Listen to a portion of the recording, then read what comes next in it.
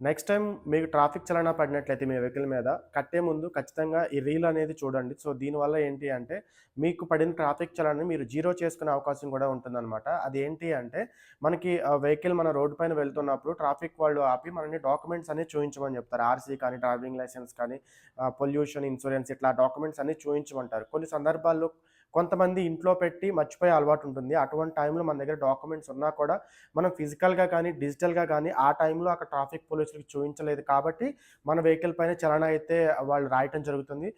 ఆ చలానా ఆల్‌మోస్ట్ 10,000 అవ్వచ్చు, 8,000 అవ్వచ్చు. Based on the documents and the sections ప్రకారం వాళ్ళు చలానా అయితే మన వెహికల్ మీద వేస్తారు. సో, ఇట్లా మీకు గనక వేసినప్పుడు మీ దగ్గర అన్ని డాక్యుమెంట్స్ ఉంటే కనుక ఇంట్లో మర్చిపోయి ఉంటే, సో, మీరు నియర్ బై ఆర్‌టీఓ ఆఫీస్ లేదా నియర్ బై ట్రాఫిక్ పోలీస్ స్టేషన్‌కి వితిన్ 15 డేస్ లోపు చలానా రాసిన వితిన్ 15 డేస్ లోపు మీరు ఈ ఒరిజినల్ డాక్యుమెంట్స్ అన్ని తీసుకెళ్ళి వాళ్ళకి చూయించినట్లయితే మీకు Indian motor act 1989 section 139 sub class ప్రకారం మీకు 15 డేస్‌లో మీరు ఈ డాక్యుమెంట్స్ చూయించినట్లయితే వాళ్ళు మీ చలాన్ని జీరో చేస్తారన్నమాట. బట్ పర్ డాక్యుమెంట్ రూ. 100 పెనాల్టీ అయితే పే చేయాల్సి ఉంటుంది.